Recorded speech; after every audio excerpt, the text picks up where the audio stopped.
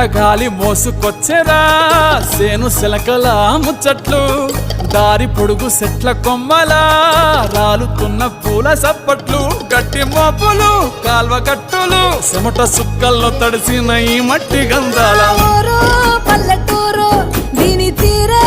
అమ్మ తీరు రంగులోన దాసి పెట్టి